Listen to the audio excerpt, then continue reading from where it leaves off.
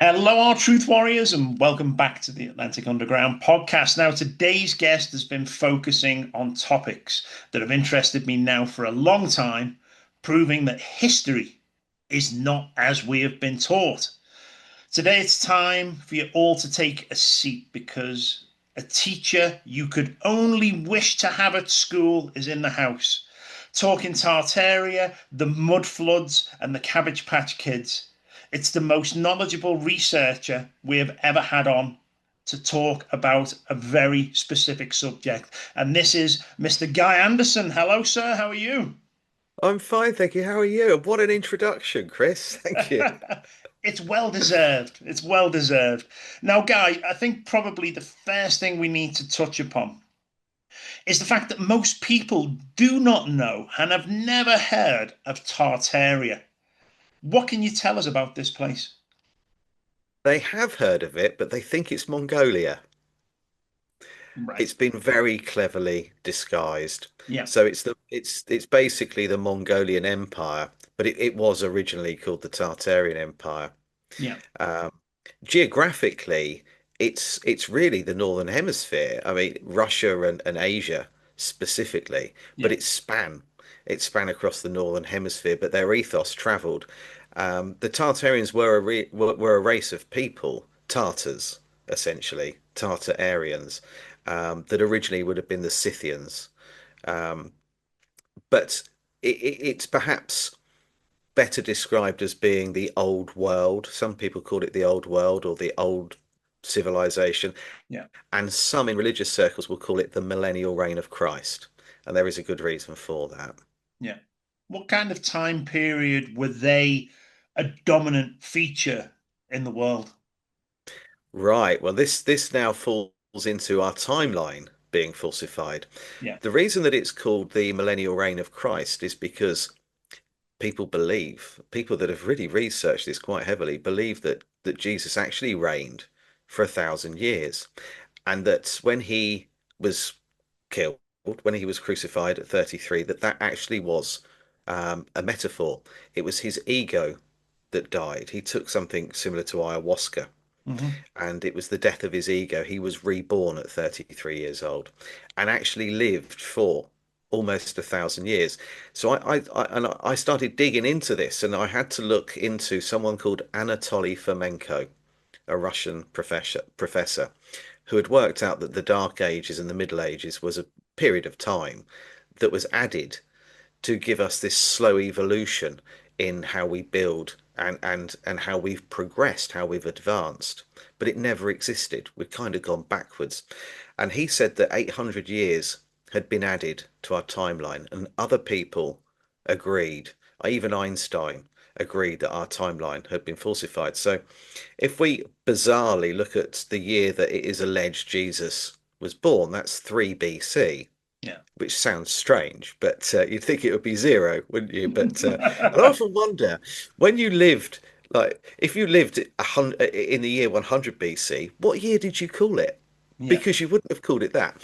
But anyway, so if we say we go back to the year zero, and 800 years have been added, the Tartarian period or era, or the millennial reign of Christ, ended in 1776, and that's a very Yes. specific year. It's the start of New World Order. Yeah. So if we take 800 years from that, we're at 976. So not a million miles away from 1,000 years. So it went from the year zero, if you like, up to the year 976, which for us was 1776 because of the Yeah. 800 years being added. Which is So an important date for tomorrow as well, being the 4th of July. yes, absolutely. And next year, on the 4th of July next year, will be 250 years Mm. from the start of New World Order. And and a lot of people believe that 250 years is Satan's little season. Yeah. That was the period of time it was going to span. Yeah. And so between now and the 4th of July next year, I expect there to be another Fireworks. another outbreak of sorts, and Yeah. perhaps things will ramp up a little bit. Yeah. I think you're right. I think you're right. Now, What was the architecture and infrastructure like in Tartaria, and how will we see its influence around the world now? There are a lot of places. You're in Mexico, aren't you? Yes. Yeah. So you'll have buildings there that perhaps don't look like they should be. And this is true all over the world. They're what we would typically call Greco-Roman. So you could look at images of Nagasaki, Hiroshima. They're two good examples before the Second World War, and you'll see that the same architecture is present there. It's in Tasmania, Samoa, all over the world, and apparently that's an influence from really from our religion, if you like, Christianity, the Catholicism, that influenced the build. But it couldn't have done because these were constructed in places that never came into contact with other civilizations, and the Yeah. buildings are too old. You know, they weren't exactly emailing or faxing blueprints to each other. So it's the Greco-Roman buildings that we're looking at, and they have what we sometimes call an onion dome roof or a copper dome roof. If you can picture in your head St. Paul's Cathedral or the Vatican, often that kind of style building is what we would consider to be Tartarian, Yeah. and the roofs are typically copper, Yeah. and that was because they were harnessing energy. Is there any old maps that are still in existence? Do we see any evidence of its existence today through anything that has remained from Tartaria that's some kind of irrefutable proof that here you go, here it is on the map, here are old documents? Or if they try to clear all that away so nobody can see it, do we still have things now that people can say, oh, yes, that's real? Yeah, there are still a lot of maps out there. And I think the problem is that the Jesuits, who were originally the Phoenicians, they infiltrated everywhere. They literally every city and town in the world over a period of time leading up to 1776 was infiltrated, and a lot of things were destroyed. So you'll probably find that no matter where, whoever is watching this, wherever they live, if they check the history of their town or their nearest town or city, they'll see there was a fire in the 17 or late 17 Yeah, into the 1800s. There would have been a fire, records destroyed, a lot of parish records destroyed, so it makes it hard to do your genealogy as well. So, yeah, but the problem is that as soon as they remove something, with us having the internet now, it's back out there.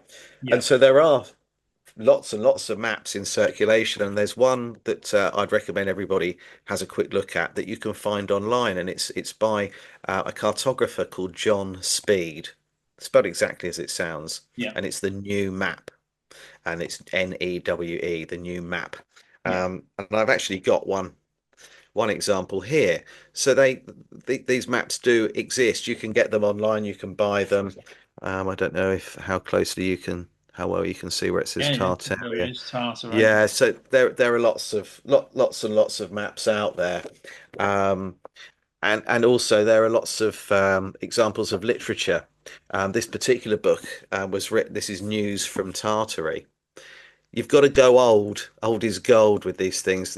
This is about someone's travels through Tartaria, which is also called Great Tartary. Um, and oddly enough, the person that wrote it is Peter Fleming, Ian Fleming's brother, who wrote the James Bond novels. But 'Cause he was old, ex-MI5, wasn't he? yeah, Yeah, absolutely. They both were. Yeah, and there's another example. This is the travels of Marco Polo, where he actually lived with the Tartarians and talks about their empire, the palaces, the wealth, the spirituality, and their ethos. So if you look at, for example, what we understand through the narrative of Genghis Khan, we think yeah, this warmonger that went out there, raped and savaged and pillaged. And that actually would be, we need to invert that yeah, because there is actually no evidence that that took place at all. Um, so Genghis Khan would perhaps be the most recognizable ruler of the Tartarian Empire. But depending on how good you are with your history and how far back you want to go, King Solomon would perhaps yeah, be one of the more significant players. yeah, So yeah, lots of old books, lots of atlases. You've got to go old. You know, if you find an old encyclopedia or atlas, it's in there. You'll find the flag and it's all there. They didn't destroy everything, Yeah. but if you bought a modern atlas or encyclopedia, it won't even say the word Tartaria in it. Yeah, you mentioned a minute ago about the fires, and one thing that I have looked into that fascinated me is these fires happened in a lot of major cities around the world. Um, but the one thing that really did kind of not make sense is they would talk about a great fire within these cities, say Chicago, Mm. for example, and all the buildings after the fire were just in rubble. There we go. Would just become rubble. Yeah, And I've seen photographs. It looks like a blitz. It looks like something after a war. This is not typically something that happens to these amazing stone structures due to fire. They were deliberately destroyed and dismantled. Now, there must be something within history and literature, or even in notes or diaries, of people that were involved with that, because this must have been a massive undertaking to destroy these cities in the way that they were demolished. Have you ever come yeah, across anything like that? yeah. I mean, that book I just showed you is a good example of that. But first of all, it's important to look at the word great, the Great Fire of London. I mean, if we, with regard to what I said earlier on, with our timeline being altered, Yeah, where 800 years have been added, in events where it's documented, or artwork or statues or buildings, they will add 1,000 years because it's easier than adding 800. yeah, So if we look at the Great Fire of London, that would have taken place in the year 666. So it's significant dates. But the book I just showed you, the Great Fire, the Great Chicago Fire, that was allegedly started by a cow knocking over a lantern, and and then it's similar for the Great Fire of London, you know, yeah. just an accident actually. Bakery. Yeah, in Yeah. Pudding Lane, and it wipes out, yeah, you know, a huge amount of buildings. So why didn't anybody write down what really happened?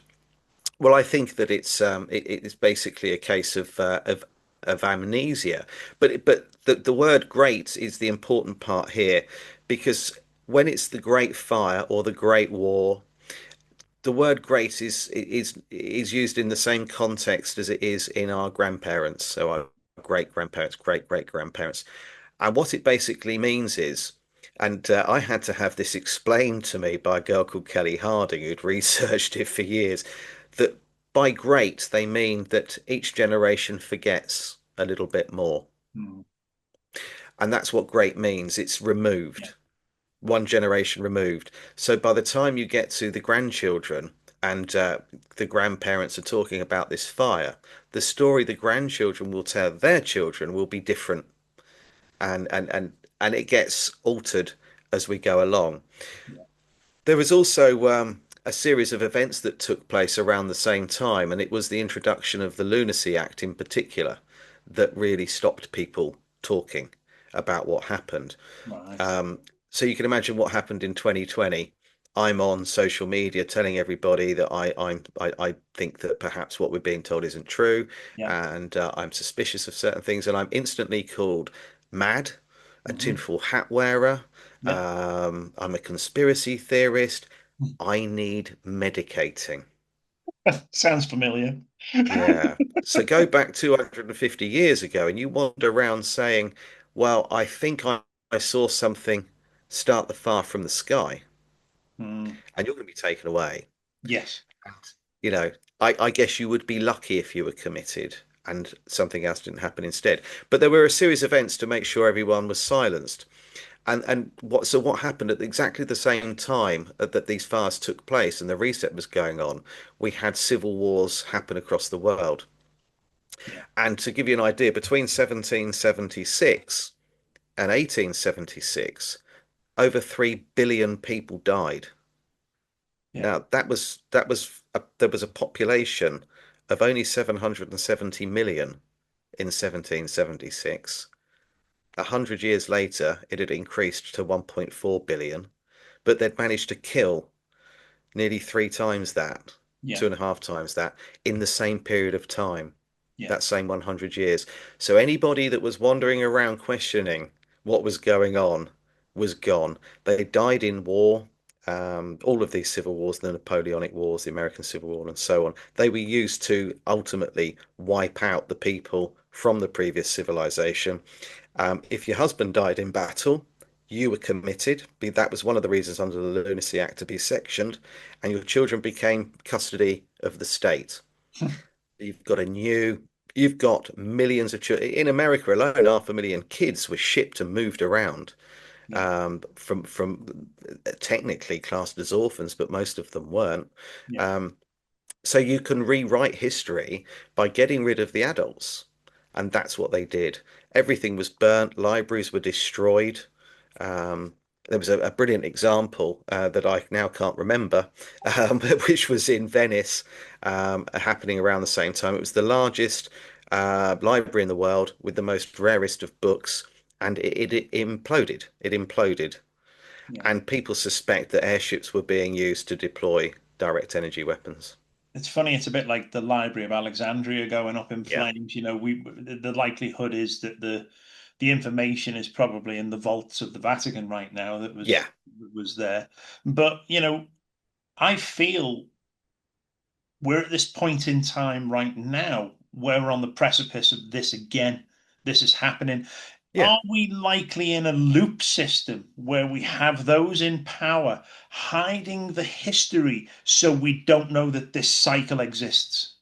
Yeah, you're exactly right. And it's the same people Yeah, same because you people. can trace the people. I mean, ultimately, we're told that there are 13 bloodline families, and people will argue that the ones that we're told about, the Rothschilds and Rockefellers and so on, that they're the ones they want you to know about. But Yeah, actually, there's 13 hidden.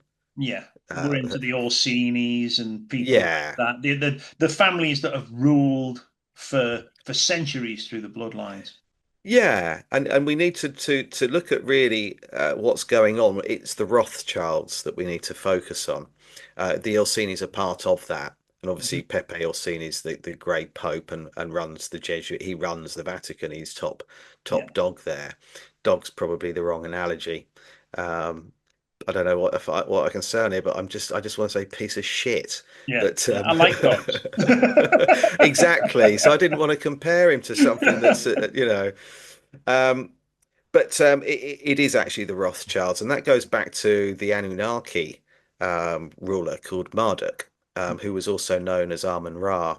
And when Amun-Ra had literally wiped out a lot of the civilization in a second war that took place, he said when he fled that he was leaving the power, the earth, and everything on it, and all of the control and wealth to the Ra Khans, which translates to the Ra Childs, and Ah, you can see where the name developed from.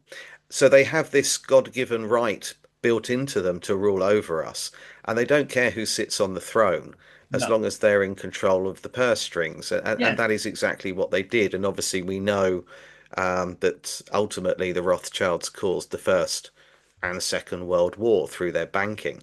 yeah, Um, and so they continue to do that today, but perhaps better known as BlackRock, for really a lot of their financial control. And as people say, you've got BlackRock and Vanguard, which yeah, are both bloodline investment companies that own everything. And yeah, at the bottom of every rabbit hole, there is a van guarding a BlackRock. yeah, They do everything together. And so it's the Rothschilds.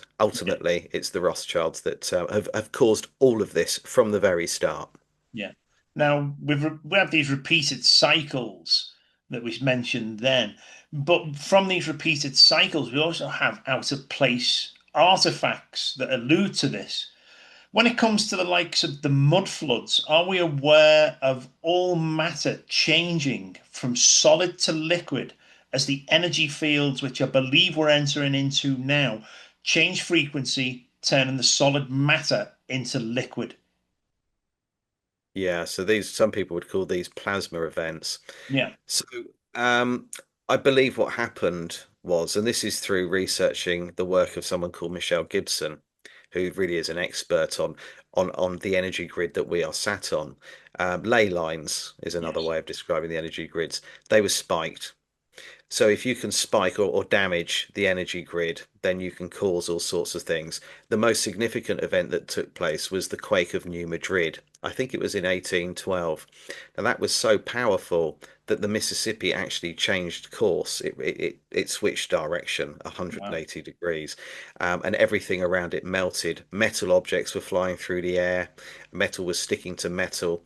Domesticated animals became wild and were attacking their owners, and wild animals started trying to get inside people's properties to be protected. They felt vulnerable, Yeah. and that's an example of what you can do. So it caused massive earthquakes and floods, and we were seeing, I wasn't around, but they were seeing um, ice melt from the top of mountains at such an incredible speed, that they were gaining momentum. This liquid was gaining momentum and such force as well that rock and debris became liquid as Yeah. it rolled and poured into towns and cities.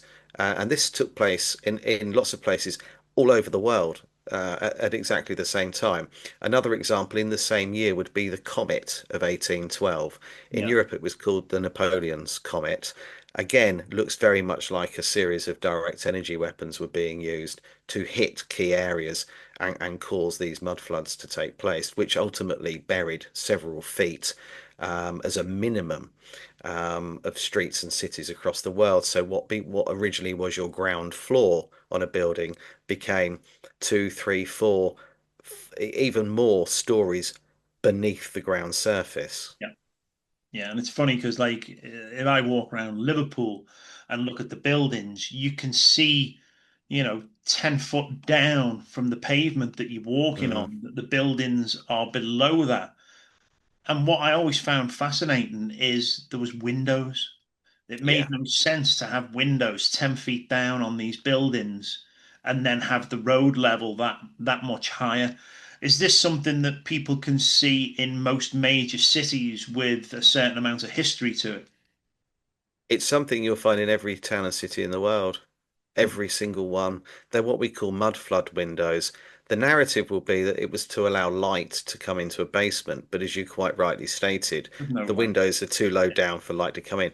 And also, we know that historically there is an issue with storing or having anything kept or using a basement for anything really because it becomes damp. They're very Yeah. difficult to prevent from damp. So servants' quarters is another narrative behind these. But if you think about the difficulty in digging down to build a basement as opposed to Yeah.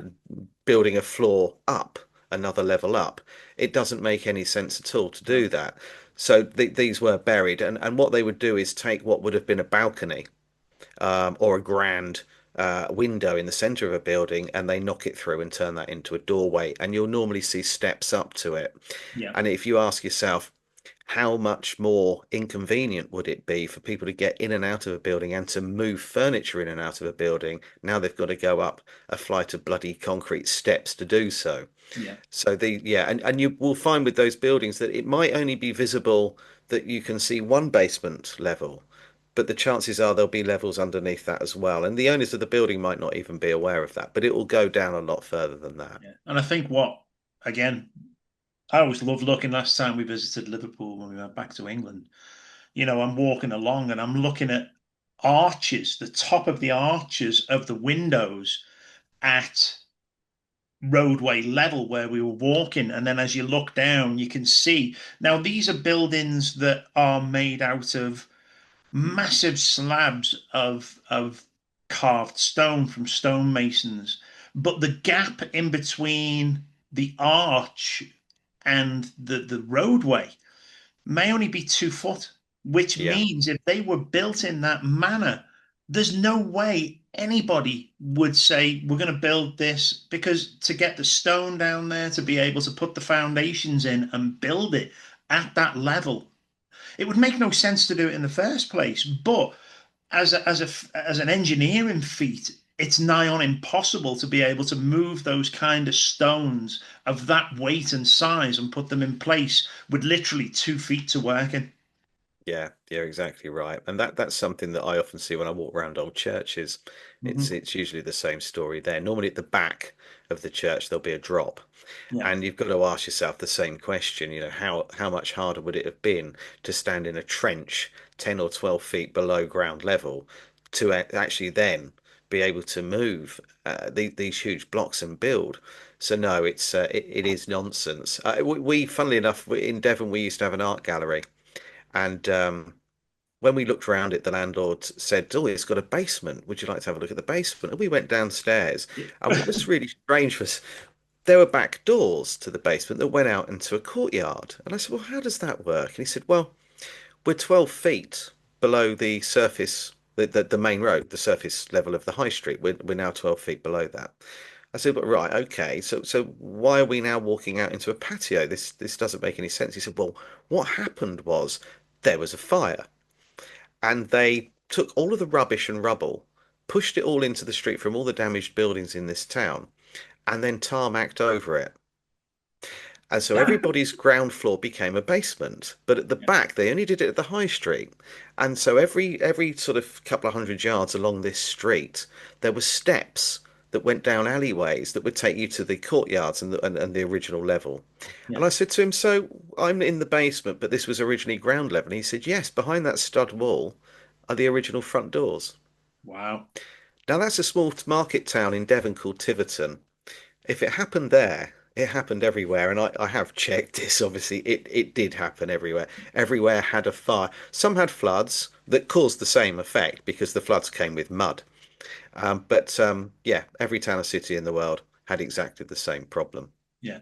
Now, we mentioned before that this was possibly from direct energy weapons, but from the research I've looked at, um, and certainly looking at the creeping of the poles currently, we are heading into a polar reversal, which not only could be part and parcel of the energy shift and the magnetic fields of the planet, but also the universe. We've come through this whole cycle, out of the age of Pisces now into the age of Aquarius, which isn't your horoscope in your local magazine. No. This is a whole precession age that takes several thousand years to come round.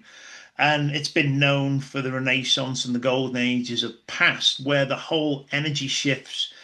Is it possible that these energy shifts are something that is the energy that starts to turn solid matter like stone into liquid form, causing these floods?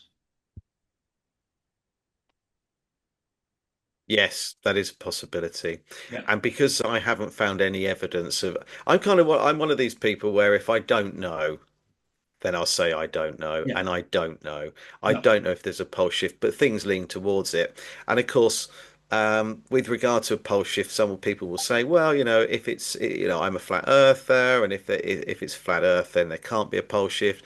I believe we're on a spinning ball, then suddenly it makes sense. But obviously, with flat Earth, a lot of people are actually talking about, it not actually being a completely flat surface, but yeah. more this, you know, what have I've forgotten the name of it? Like a dish, like a convex. Yeah, Taurus kind of. Yeah, Yeah, so you can still have that pole shift take place.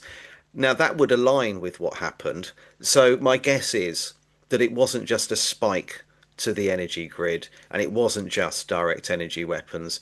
It was a whole mass of events that took place. And I think, it may well have been a pole shift and then the other events took place afterwards to finish off what wasn't damaged and destroyed. yeah, yeah. Now, you mentioned briefly just a second ago, I'd like to touch upon this as well. I've heard about the orphan trains and the Cabbage Patch Kids. What's the story on this?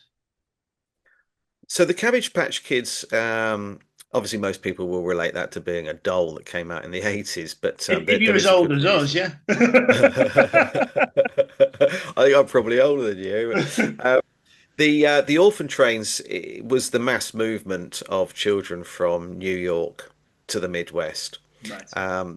Conservative estimates, according to the narrative, are about a quarter of a million, but really you can double that. And it wasn't just America where this took place. Orphans all over the world were shipped about. Um, in America, it was done by the Odd Fellows. A fellow called Charles Loring Brace took it upon himself to repopulate and provide a workforce to farms, factories, anywhere that needed labor, including mines, all across the Midwest of America. So they were basically preparing for the Industrial Revolution and putting an infrastructure in place. So the question would be, first of all, why was there a sudden need for more hands to perform these tasks? Where was everybody? Secondly, where were the parents? Yes. And thirdly, the number of orphans that allegedly were moved around doesn't tally with the actual population increase. As I said earlier on, the world went from 770 million to 1.4 billion in just 100 years, and during that same period of time 3.3 billion died. So there was something else going on, and that's where the Cabbage Patch bit comes into play. Yeah. um, People believe, myself included, that actually they repopulated by cloning. Right. Now, that could be considered far-fetched and something that's only been possible relatively recently. If we look at Dolly the sheep, and now organisations like Clonaid who offer to replace your deceased partner. Um, but we can go further back than that and look at the story of the Anunnaki and how they created us, the Yeah. Homo sapien, by taking, the Neanderthal, tweaking its DNA and creating a slave race. But some people will argue that didn't happen. But the Emerald Tablet, the Epic of Gilgamesh, is far older than the Torah or the Bible that we have. So we could also look at the story of the creation of man in Genesis, where a rib is taken from Adam to create another person. Now, again, that could be described as a metaphor. Well, it's a bloody good metaphor because that's exactly how you clone. Yeah. So, if it took place or not is irrelevant. That Bible was written, Genesis was written, including how you would, and telling you that how they cloned and created another life by removing the rib. Yeah. So, whether you believe in the Bible, whether you believe in the story of the Anunnaki, cloning appears to be really the dawn of civilization, unless you believe the Vatican funded story that Darwin came out with, that we evolved from something that climbed out of the mud Yeah. and started flapping about a bit, and then turned into something that gets hay fever and burns in the sun through Yeah. through this amazing evolution thing that we've experienced. Yeah. So with obviously all these children that were put onto the trains and taken away, and as you said, where did all the parents go? Is there any evidence that's ever come forward? Because there must be areas where there would be mass graves or evidence of thousands of people dying through their remains. Has anything ever been uncovered with that?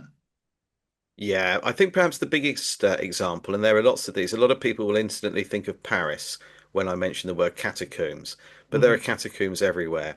And in America, there are huge burial mounds all over the place. Um, but the Napoleonic Wars are the best example of how to get rid of thousands, thousands and thousands, hundreds of thousands of people. In the Napoleonic Wars, what they did with the remains of those that fell was they were used as fertilizer. They were shipped back, the bodies were shipped back to England Yeah. and used as fertilizer. So they were put back in the food chain. But there is another slightly darker aspect. But before I tell you that, the teeth that were also removed from the bodies, the good teeth. And at the time, the best dentures you could get were referred to as Waterloo teeth, and they were taken from people that fell during Waterloo. So you could find yourself in a situation where you were eating using teeth from someone that died during the Napoleonic War. The food that you're eating, if it was grown in England, may well have been fertilized using the remains of the people that died. And the plate that you were eating off, if it was bone china, Mm. may well have been the Right remains of now. the skeleton. Yeah. Yeah, so we ate them. We ate using their teeth, and we ate off them. It's all a bit Soylent Catacombs, Green. yeah. And of course you've got to bear in mind who these people are. They're the same people that want to poison us. They're the same people Yeah, that are responsible for everything that is wrong right now. So the fact that they made us eat them isn't something that should shock anybody. These people are capable of and do far much worse than that. yeah. Now, anyone watching this now is probably either fascinated or bewildered, and their hunger for more information is probably going to be on boiling point right now. Now, you've written several books, so let's talk about those. Yeah, so the first one is Tesla and the Cabbage Patch Kids. Um, Help if I could find one, wouldn't it? So this is apologies. This is the editor's issue. So this is the first one Yeah. that came out, and the one that um, I sat with a red pen and went through, thinking, "My God, how did I spell that wrong?" And I got that date wrong. What on earth was I doing? Um, so yeah, so the reason for calling it Tesla and the Cabbage Patch Kids is because if I called it Tartaria, the only people that would have bought it would be people who knew what Tartaria meant. So they're already on board and Yeah. they'll know a lot of the information. Not all of it, because I've got books here. I actually have some books here that should have been burnt. Um, I'll very carefully show you. Ah, Most of those are at least 200 years old. wow. And there are books there that I they're not illegal, but there are examples of books that have been destroyed. Yeah. So I have books that reference exactly what went on, and what I've done in the first book is actually given the names of the books that I've got the information from, and actually put segments of each book inside it so people can read for Fantastic. themselves. But some of these would be very difficult to find, and Yeah. they're worth quite a lot of money. So the first one's called Tesla and the Cabbage Patch Kids because Nikola Tesla is an important aspect of what happened during the reset and Yeah. when New World Order started. And he connects a lot of dots. And the Cabbage Patch Kids are the repopulation, the orphan train movement, and cloning children, which was demonstrated by the postcards that became popular, called repopulation postcards, that became popular across the world in the late 1800s. And then two movies came out by someone called Alice Guy, a French filmmaker, called The Cabbage Patch Fairy, and the second one, The Midwife to the Upper Classes, where she's selling children from cabbage patches to wealthy people. Yeah. So it's showing you really that the title of the book is showing you that it isn't just Tartaria, it's Tesla, it's technology, it's repopulation, it's cloning, it's everything. It's not just the architecture and a civilization.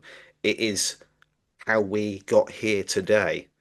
And so by using those two, I thought people might recognize Tesla and the Cabbage Patch Kids more than they would Tartaria. Although for a lot of people, they'll think that Tesla is a car brand owned by a lunatic called Elon Musk. I know that's sad reality of today's modern Mm. society.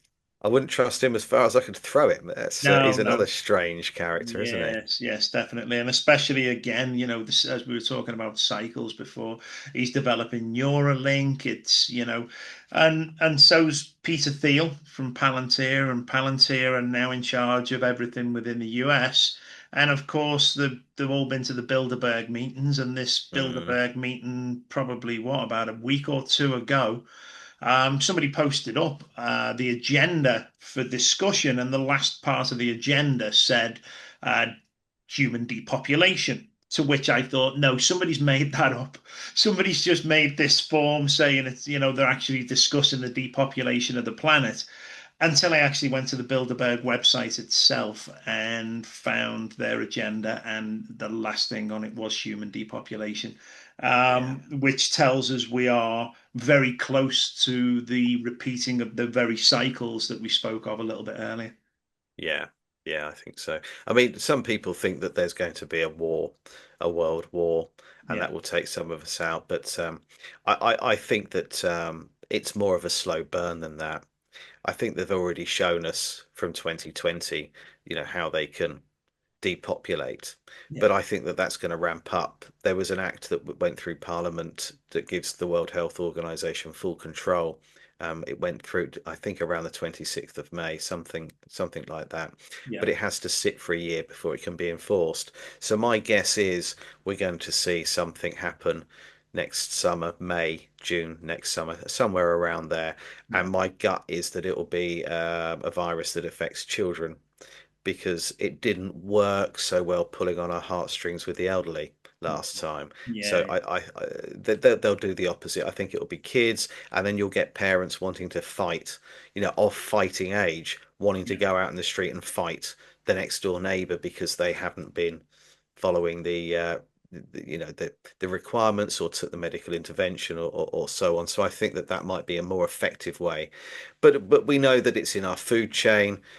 We know it's in the water, and we know that there are some really lovely pilots out there that are helping them out by making sure that the rain and the clouds and the sky is completely contaminated, which of course ends up going into the crops and Yeah. cattle too. So I think we're being sort of hit from every single direction, and on top of that, we're seeing mental health and suicide increase as well because people are struggling, and you can understand why. I mean, the mental health thing, I think it's to do with, in a lot of instances, that the sort of left and right hemisphere are constantly in conflict with each other because this doesn't make sense, but I've got to comply. And you're battling all the time with yourself and questioning yourself in a dialogue, sort of eating away. What next? So I think it's not a two-pronged attack. There's several prongs to this, Yeah. and but we'll see. I mean, they're trying to get us to worry about Iran at the moment, aren't they? And no one really is Yeah. paying much attention to it. No, it's all part of the Um, game. It's an illusion. yeah, yeah, and you've got to switch off from it. I mean, these are all friends. They're playing a game. The world's a stage. It's theatre, and that's why these are acts. All of these things that are passed through Parliament are acts. They're acting. Yeah. The person in fancy dress with the blue flashing light on the roof of their car.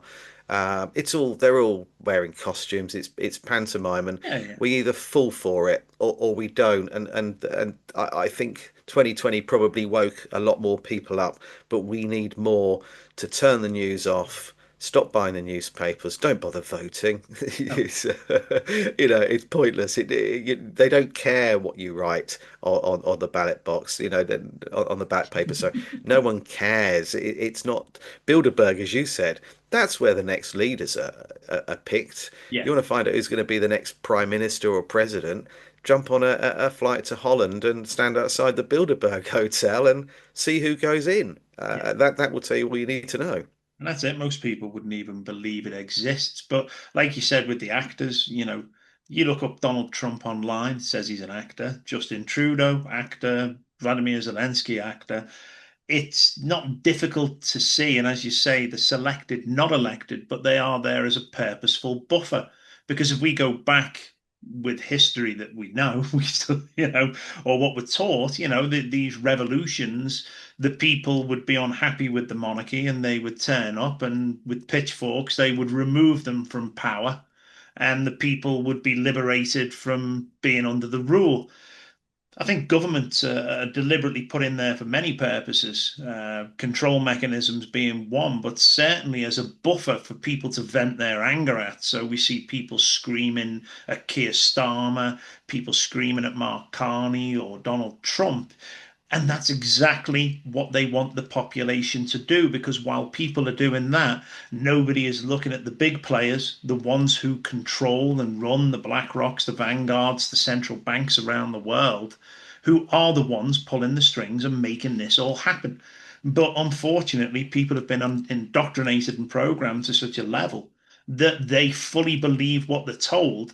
And even worse, they will defend it as if Mm, it's true. And I really just want people to wake up and understand that you are being played, deliberately being played mm, by a reality TV show that's all around you on a daily basis that, yeah, does encroach on your life. It is real.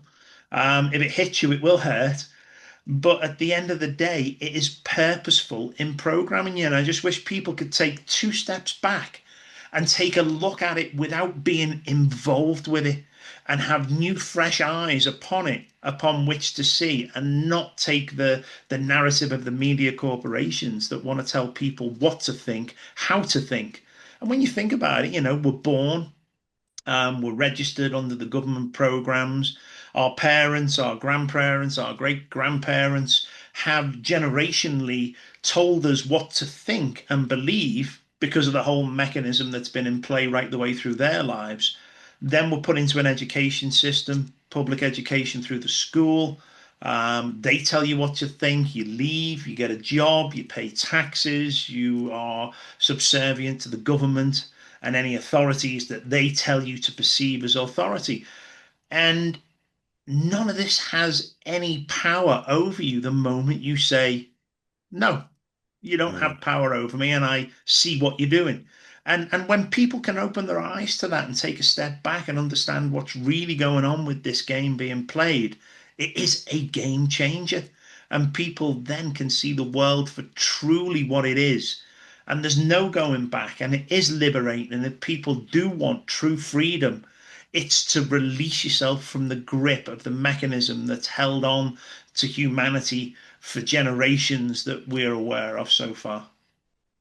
You're exactly right. Yeah. Yeah, you're exactly right. And I tell people this all the time. I get bombarded with people sending me links to various news clips. Have you seen what Trump's just done? Have you seen what Jimmy Savile's friend's just done? Yeah. Sorry, not Jimmy Savile's friend, Keir Starmer. Yeah. Um, have You were you? right. I know. I just called him Jimmy's friend. Yeah. He, Along he, with he King Charles and yeah, I can't call him King. Uh, sausage yeah, fingers. Charles Windsor. Yeah. No king. He's not a king, is he? No, he's weak. That's not a royal family. That's all fake. Yeah. I don't think he even sat on the right throne to be coronated. Um, so no. I think what when people send me all of this crap, I say to them, look, the first thing you need to understand is that what you've just sent me is a distraction. Hmm. While you're not looking at what Bill Gates is doing, Bill Gates is up to something. Yeah. While you're not looking at what BlackRock are investing in, they are doing something they shouldn't be. And a classic example of that, which I sort of in my second book, which is more to do with repopulation, cloning, the obsession with blood groups, why they want our DNA all the time. It sort of leads on from the Cabbage Patch babies. Um, a lot of people aren't aware that ancestry.com, where you can send your DNA off to find your true origins, is owned by Blackstone, which were part of BlackRock. Yeah. Well, Blackstone invest an incredible amount of money in bioweaponry. So if you wanted to find out where certain blood groups are, where certain people are, and you wanted to trace everybody, for example, that is Rh negative, which they're obsessed with. Yeah. So you get everyone that's Rh negative. They're all signed up on ancestry.com, so you have where they live, you know everything about them, and you also own a company that can make weapons through vaccines, through whatever, that can target certain ethnicities or blood types. Then you've become capable of removing everybody you don't want, and we're still swabbing our mouths, putting it in the envelope, posting it to ancestry.com to find out who our great great granddad was. Yeah. That is something that people need to look at. They've infiltrated everywhere. So I think people need to now switch off from it all. Don't participate. Don't share your details online. Don't sign up for this. Don't sign up for that. Turn the bloody TV off. And I watched someone the other day pay. I can't remember what it was. I had no idea that a newspaper. It was the Times. They were in front of me in a shop. I had no idea it cost that much to buy a daily newspaper now. How And I much is thought, it what do now? you? It was something like 2 or 3 quid, maybe even more than that. And I thought, what are you actually reading there? Yeah. You're reading information that is first of all, it's going to be false. Anything on the front cover is a distraction. Normally, if they want to get the real information out there, it will be in a small article somewhere further on. Yeah. How programmed are you to hand over that sort of money, that amount of money, to buy something that's going to either fill you with fear because there won't be anything good on the front cover, and it won't tell you the truth behind it either. It won't tell you, for example, that actually, if we look at what's going on in Israel at the moment, is not let's fly the flag and support Israel, but actually they're killing lots of children on the Gaza Strip where the average age is 14 years old, and we're not looking at Ukraine and saying, you know, hold on a minute, 500,000 children a year have been going missing from Russia into Ukraine, and you've got bioweapon facilities here, and allegedly a lot of children's bodies have been found here, Yeah. and NATO, caused this war. We're actually flying the bloody Ukrainian flag and saying we feel sorry for that. So everything's inverted, and that's what the news is doing. I think we've got to turn the TV off, turn the radio off. And don't participate. If you and recognize your own power and your own authority and your own sovereignty, because like I mentioned earlier on, the people that wear fancy dress outfits with cars with flashing lights, and they call themselves law enforcement. They're called private corporations. They have no authority over you unless you give them it. Yeah. If they call you over to ask you something, tell them to come to you. Yeah. We've got to become more responsibility, more responsibility lies within us, I think. And if we want to make the change, I think we've got to look within, because I keep saying to people that we have this sort of Stockholm syndrome thing going on, where we hate the system, we despise the people that rule it, and run the country, run the governments. We absolutely despise them. But when something goes wrong, they're the very people we turn to for the solution. Yeah. We are the solution. We need to say, local authority, you're a private corporation, you've got nothing whatsoever to do with me. You with the fancy dress and blue flashing lights, you are a private corporation, you have no jurisdiction over me. F off. Yeah. The newspapers, well, we know who owns them and what they're about, and we know what the news on the radio is about. If this is mass programming, turn it all off, stop complying. And if you want to really make a stand, say, right, okay, well, from tomorrow, I'm no longer going to find out in America, I would say Walmart. Yes. Walmart is, heavily connected with the World Economic Forum. Let's boycott Walmart. Yeah. In the UK, they are ASDA. So don't go there. Yeah. Make a stand. Don't say, well, it's convenient because it's nearby. Okay. Well, then don't complain because you're financing it. Yeah. You Yeah. know. So I think we've got to we've just got to stop complying, stop participating, ignore them. If they say they've just nuked Australia, don't believe them. Yeah. Don't believe them. Just say, I'm not putting the news on. I don't want to hear that. Yeah. It's bullshit. It's just It's lies. all lies. Yeah. Yeah. Yeah, it is. Now, when I was a child, uh, trying to think now, I probably would have been maybe 10, 11 years old. And I was always interested. The books I picked out of the library were somewhat a little bit bizarre and interesting. Could have been on ghosts or things like that. And then everyone was buying the pop magazines and the sport magazines, and into the local news agents came a bi-weekly magazine called The Unexplained, and I bought every single one of The Unexplained, and to this day I still have the folders that I got and carry them around with me from when I was a child. I dipped my toe in the water of the world being not what it appears to be from a very young age, and I've continued to look at many different things over the years. What about yourself? What got you into this? And where did this all start for you? It was my dad. We have a love-hate relationship. We don't talk, but we communicate via WhatsApp. He lives in the Canary Islands, and he's I hate to say it, but he is the most intelligent person I've ever met. He is so well read, and he was what they call big in the city. Yeah, But we didn't get on because my mother refused to let me and my brother go to boarding school. She wouldn't have it. right. So we were the only children from his family on both sides, actually, that didn't go to a Yeah, private school. My mum's from the East End, so she wasn't going to put up with any of that. yeah, So he despised us because we were immediately losers as far as he was concerned. We weren't going to amount to anything, yeah, and he would still say that now. If you asked him after a couple of drinks, he'll be drunk by now. If you asked him after a couple of drinks, what do you think of your kids? He would say that we're a couple of losers. He even one of my oldest friends in the world is Derek Redmond, ex-gold medalist, Olympian, world champion, 400 meter. Well, he's a loser now, isn't he? Because he just does after dinner speaking now. I mean, he's not winning any races now. Well, no, he's nearly 60, Dad. Well, yeah, he's lost it now, hasn't he? It's all gone. And he's just one of those people. But um, as a kid, he started leaving books lying around that were different. And the first one was From Atlantis to the Sphinx. Right. So I'm talking early 80s here.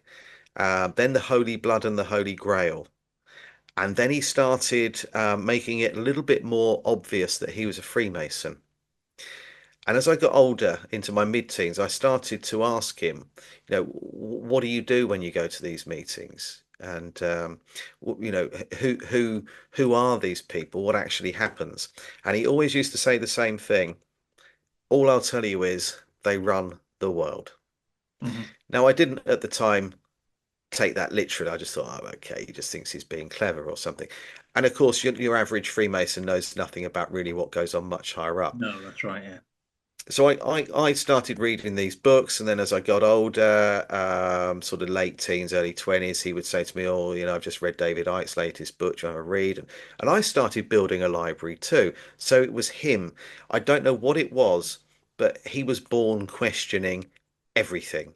He Yeah. was constantly in trouble at school. Apparently, he was caned every single day because he would say, "I don't believe that. That doesn't make any sense." Yeah. And he had horrific problems, and he passed that gene on to me. I had to go to four different secondary schools in 5 years. Um, and it wasn't because I wasn't paying attention or I was causing trouble. I was asking too many questions. I was disruptive. He keeps asking things. They kicked me out. They banned me from taking religious education. I was no longer allowed. I had to go and sit in the library. I wasn't allowed in there anymore because I was putting other people off by questioning certain things all the time. And then that happened to my eldest son as well. He got kicked out of religious studies. It's a sort of an inbuilt genetic disorder that I have that makes me question everything. Like you said, um, you at school, you were questioning things all the time. Yeah. I was exactly the same, and I continued to do that. So I'm not very good with authority.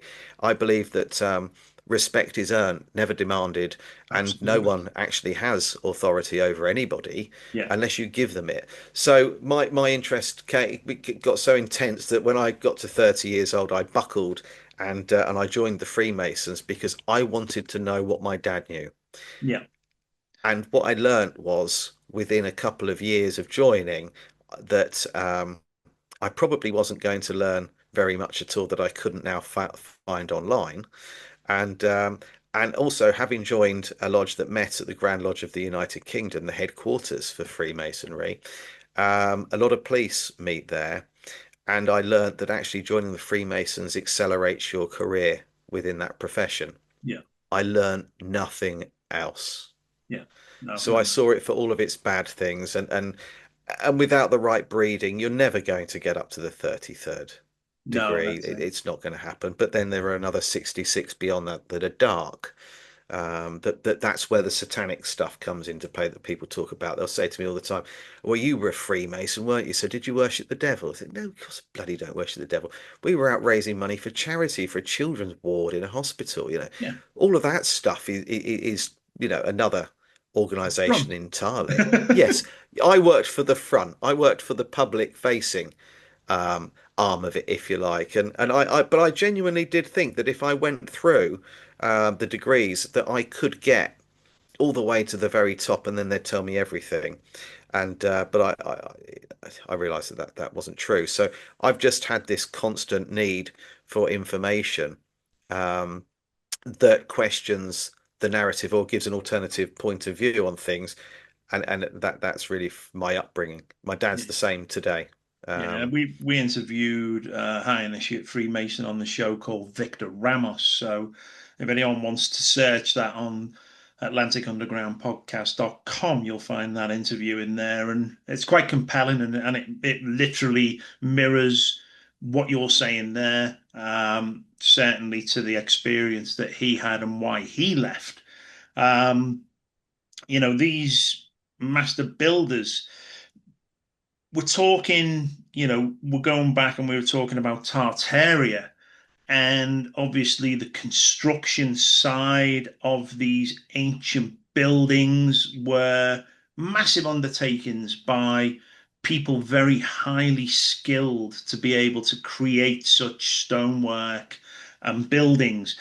Um, is the key to the history of Tartaria interwoven with the Masons themselves? No, No? no, I don't believe so. No, I found no evidence of that. Yeah. Um, the Freemasons, as I was taught when I joined, actually goes back to the Temple of King Solomon Hmm. and Hiram Abiff. Yeah. And the reason they wear these mourning suits is because they're in mourning for Hiram Abiff, the first master mason, if you like, who died because he was killed for not giving over the handshake and password to some people that wanted to infiltrate.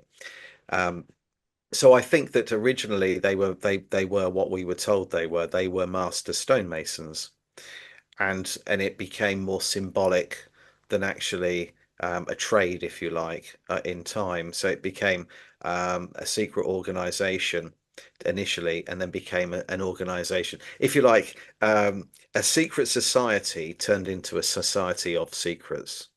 So you can now publicly say you're a Freemason, but I don't think that there is any connection today between the Freemasons and any of the architecture. Yeah. Now, going back to the time of King Solomon, perhaps, but no, I think it's more of a metaphor, Yeah. um, and it just started out that way because people were joining the Freemasons right at the very beginning that weren't actually necessarily stonemasons, and they were just held in high regard by King Solomon.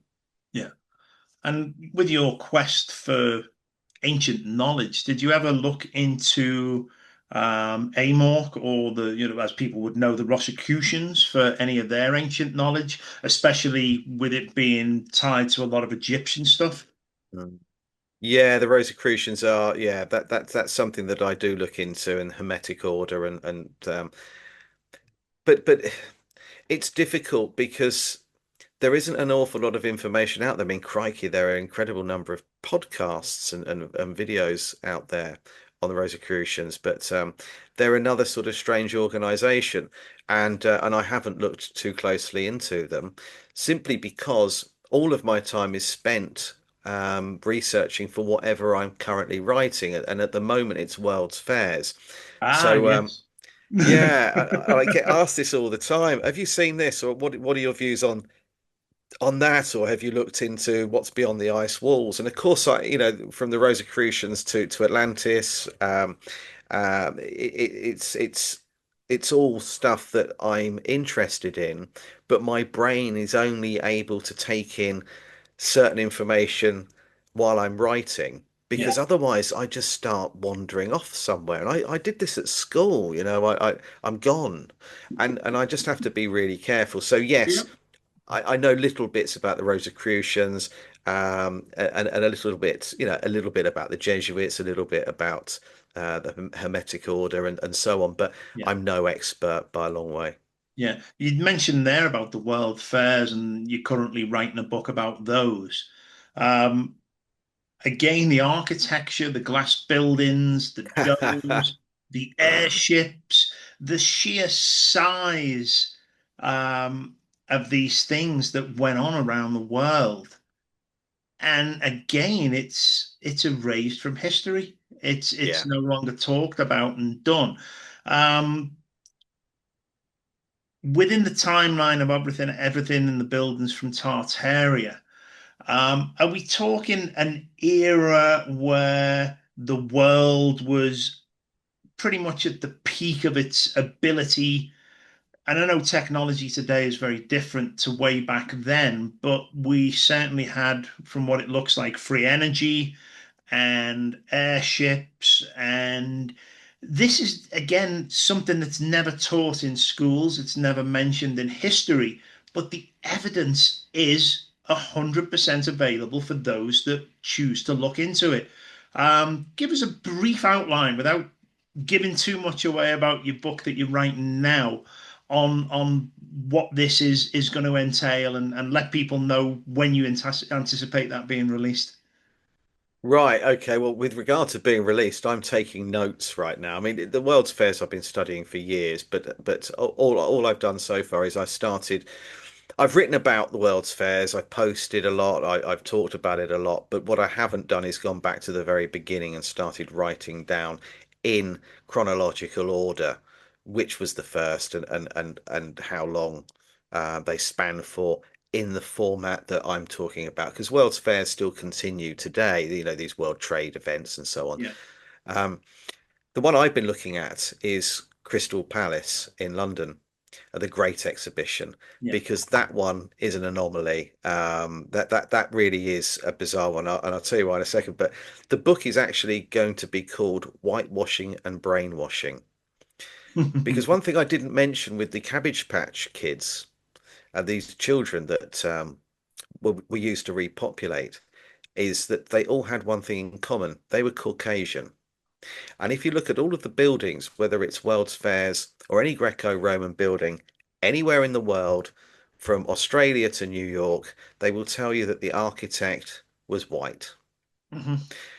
So these were mass brainwashing exercises where they didn't literally just say that it was a white person that built it. They actually completely destroyed the heritage, the credibility, and the skill of anybody that wasn't white. So it was whitewashing on a much greater scale than just putting a lick of white paint over these buildings, which they also did do. Some of them were called white cities. Yeah, So it was a mass indoctrination exercise. Come along to this city, look at what we've built, look at what white people can achieve. This only took us 9 months to build. Come inside and look at all of this amazing technology that's about to be made public for public consumption. All reverse engineered stuff that's been around forever, and yeah, they've just finally got it up and running in a way in which they can control it and make money from it. So that's really what it was. But the one that took place in London, the Great Exhibition, which some consider to be the first World's Fair that took place, was the Crystal Palace. yeah, Now there were lots of Crystal Palaces. Wasn't just the one the one in London. There actually they happened all over the world at a very similar period of time. And I've got some stats on it. I've yeah. been making some notes if you want to hear them. Absolutely, yeah. Um, I'm just so I looking just up something that you just triggered in a memory for me about White City. I'm oh, just if you gonna, I'm not just gonna thinking of try North and London. remember, yeah, because like, I mean, I don't know whether you remember. For some reason, when I was a kid, I remember now, a Greyhound track called White North, City. yeah, North Um, London. yeah, here we go. White City Greyhound track. Yeah, was a Greyhound racing operation held at White City Stadium in London, which Yeah, lines up with you saying within the area down there that it was White City. Everything was yeah. whitewashed. It was literally they painted everything white, and they did that one to make it look new, and two that also at the same time they filled in certain things. Yeah, So there could be etchings, dates, plaques, and so on. They were all filled and then painted over white, so it all looked brand new. yeah, They were all repurposed. They've been there for a long time. So the Great Exhibition, the first, if you like, major World's Fair was the Great Exhibition. That was 1851 in right. London, and that was the Crystal Palace. And what I did was I started looking at the logistics behind actually building it because there were actually 900,000 square feet of glass. 900,000 square feet of glass used, 264,000 panes of glass. And what I worked out was at the time in 1851, it would have took 140 full-time members of staff to create those panes of glass. They would have all had to be glass workers, Yeah, highly skilled. Takes years to train, and they would have had to have worked full time, constantly without a break. This is no sleep. This is staying awake, constantly working yeah, for 7 months to achieve that. 140 staff for 7 months. to produce that amount of glass. So that's just the glass. Um, it was then 140 miles from Birmingham to London to deliver it by barge. They were all delivered by barge and then horse and cart. And you've got to think about what the freezing locks, swollen rivers, rainfall, Yeah. damage as well. They're going to have a lot of breakages. Then when they get the other end, they would need another 80 glaziers to install them. And what's amazing is that Crystal Palace was built in 9 months. Okay. So it took 9 months to build, um, and consisted of 264,000 panes of glass. So designed and built within 9 months, with a workforce that they didn't have, with a supply of glass that isn't feasible, and then shipping it from somewhere to in Birmingham to London in a way in which would have been logistically impossible. Yeah. And then while that was going on, they were building other buildings as well that also needed glass all over Britain Yeah. at exactly the same time. And then as soon as it had been open for 9 months, it had a fire and burnt down. Funny old thing. Another fire. Yeah, and what sort of temperature do you need to do that? I know. To actually burn it. So I've been looking at that. I started questioning it. Um, so it's not a one-off. All of the world's fairs had fires. All of them. They were all either had a fire partially, and then the rest was demolished, or the entire thing was burnt down. We're talking glass, steel, and stone. Yeah. It needs to be thousands of degrees, 3, 4 thousand degrees to be able to melt or burn steel, glass, and stone. Yeah. So how is that at all possible? And why would it be so unfortunate, I suppose, that every single World's Fair burned down? Yeah, and but there is photographs and evidence of these things. I mean, it shows that they were there. Now, the one Mm, key question I've got, and it always seems to be a way of finding out how these came about, is to follow the money. mm. And have you done anything in regards to following the money? Because an undertaking like this is massively financially it's it's amazing like what you've just said with the numbers, the figures, the creation of that glass. And it's probably not, you can probably buy a piece of glass today, maybe £3 or £4 for a pane of glass for your greenhouse or whatever. But at the end of the day, back then, this was something, a brand new way of building and making things and glass, and you Mm. had to be a very well-trained expert. There was a massive amount of money involved with this. Have you managed to trace where the money came from and who was behind them? Yeah, I have. There isn't anything. There's nothing. No. No, there's nothing because well, you're quite right. So you got over 250,000 panes of glass, and at the time, estimates were that each pane because of the size was probably about £10 in Mhm. today's value, about 10 quid. So you've got 2.5 million quid's worth of glass. There are no paperwork trails for the glass. There's no blueprints for the building. There's no architectural plans for any of it. Yeah. There's no one credited with financially supporting the World's Fair in any way, shape, or form. There is nothing. Nothing at all. Nothing exists. No employment records. No list. No name of the head glazier. No name of the builder that was in control, if you like, the site supervisor, I suppose, the project manager. There's an architect and some people that were responsible on a committee for actually getting the event up and running. There Yeah. is no paper trail, but more importantly, no architectural plans at all. That's bizarre for It's the something same on for such all a of them. grand scale. There's no architectural plans for any of the World's Fairs that took place in the 1800s. Not one. Yeah, that's unbelievable. Um, do you think we've mentioned a little bit earlier about the cloning? And obviously we can follow our own family bloodlines, but at some point, does it look like humanity itself that we are cloned and reproduced again after these cycles happen, you know, it questions what we are, why we're here. Is this a human farm of some sort? What is our true purpose here? Yeah, yeah, that's a bloody good description.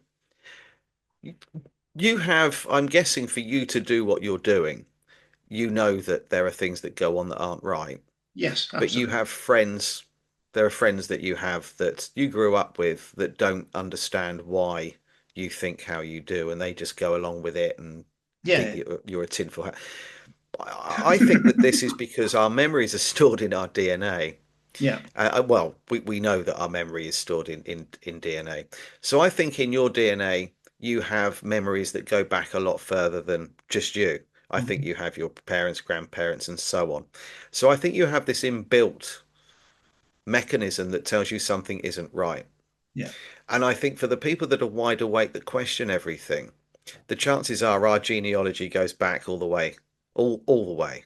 Yeah. Now, I do believe that we are the result of cloning, one way or another, whether we look at the story in Genesis or we look at the Anunnaki, which, Yeah. as I said earlier on, is a lot older, Yeah. so And more genetic likely to be. splicings in the Bible, we talk about chimeras and things and everything that Yeah, have gone on and modifications. Greg Braden talks about our DNA having a splice within it. So there's yes. definitely at the start of possibly our creation that we were made for a purpose. Yes, yeah, made to mine to replace the Agigi and get down the mines and dig. Um, and so, nothing's changed really. We're still slaves. We're just debt slaves now, aren't we? But and it's the same people, the descendants of those very rulers, the first kings, if you like, that are still running it all. So, Yeah. so nothing's really changed. But I, I think that if you have that inner dialogue that makes you question, the chances are that that's coming from memory in your Yeah. DNA. Some things don't sit right with you, and you probably find at school you were distracted. I It was didn't just make a like lot of you. sense. Yeah, you're staring out the window, you question everything, you don't know why you're here, it's all a waste of time. And then half of the class is actually cracking on, doing all their homework. And it may be that in amongst all that, you've got people who weren't that bright and people who were really bright. But a lot of people who just towed the line, did what they had to do, and never got in trouble.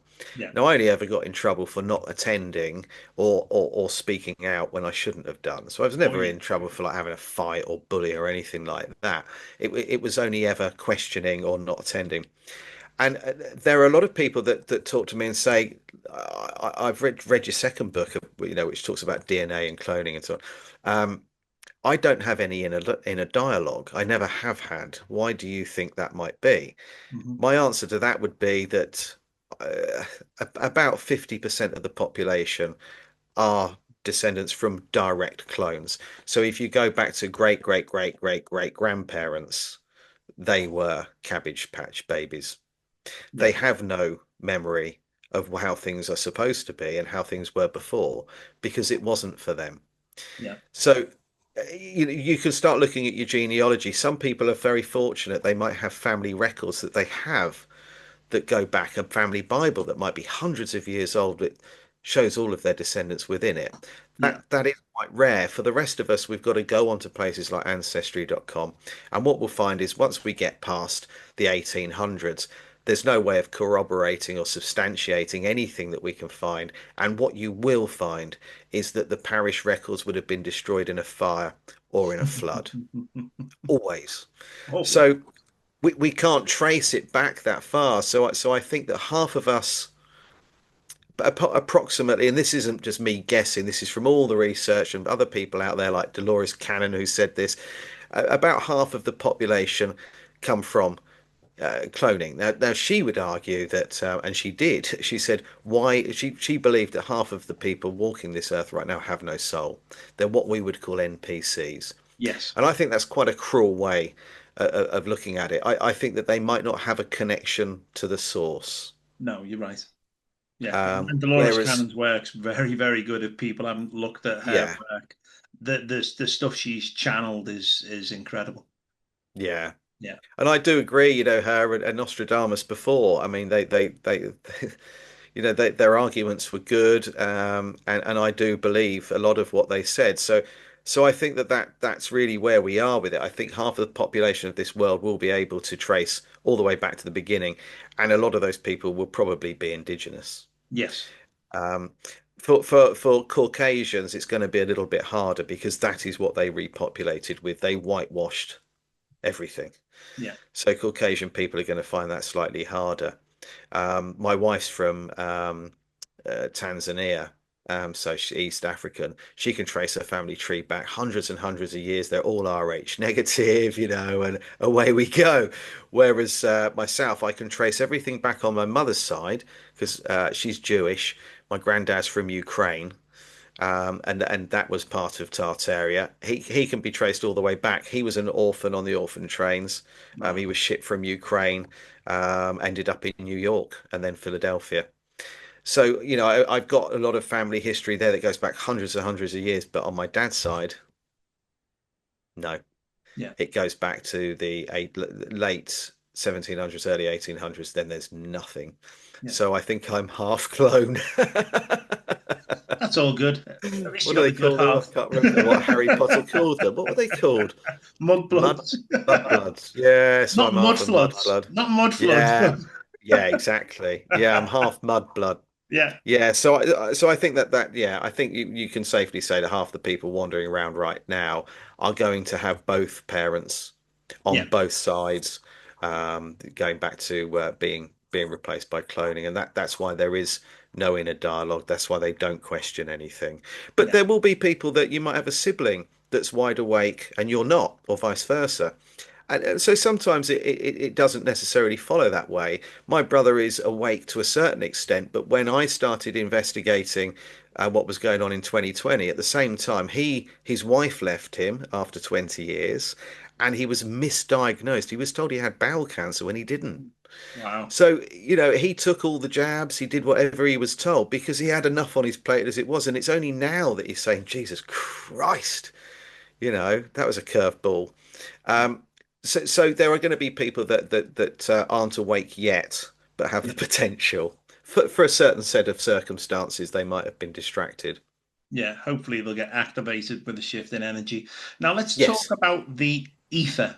My wife is a shaman and a conduit, and she's just released the Ether Connection.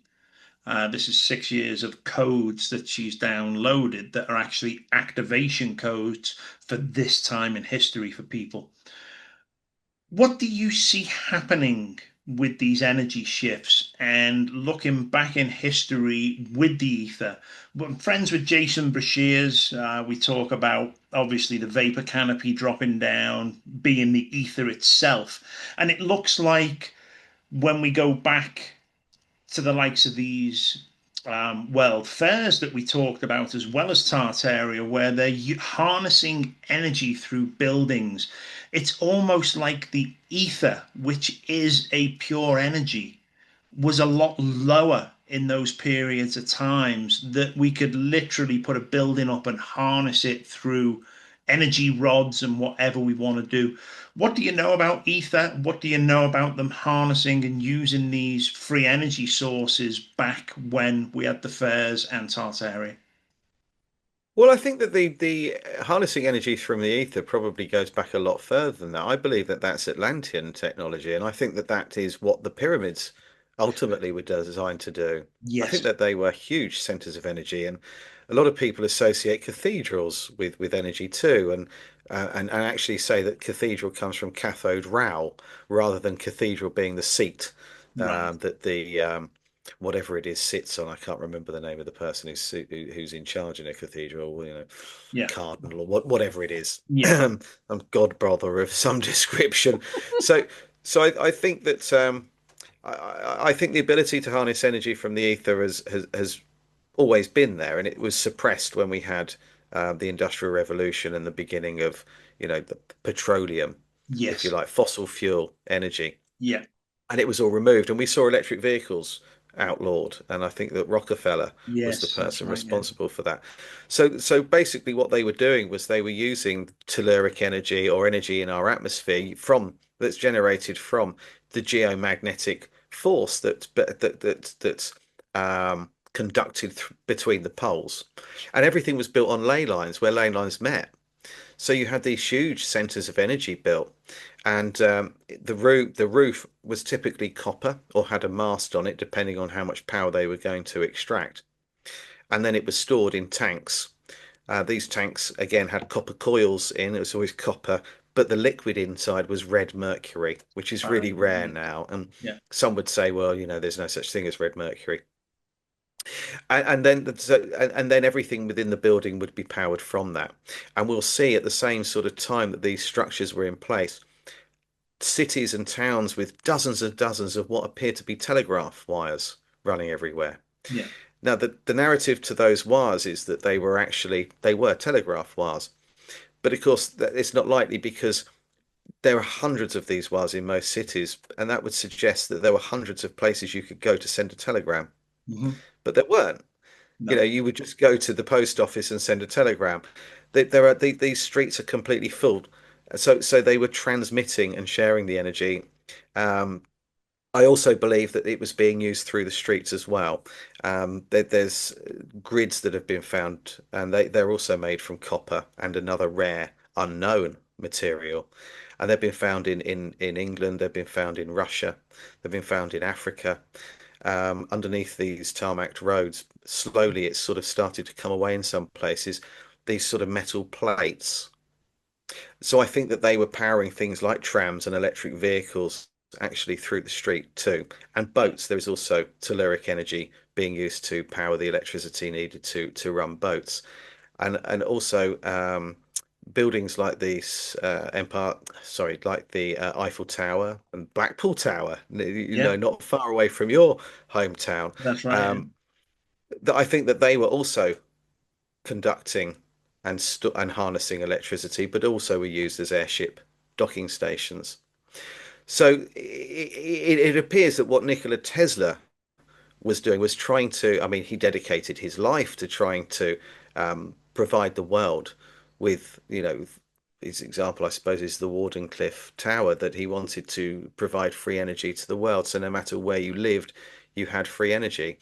And JP Morgan was backing him, but JP Morgan was backing him to actually transmit wireless communication so he could be in control of broadcasting news. And he could decide what news was transmitted where.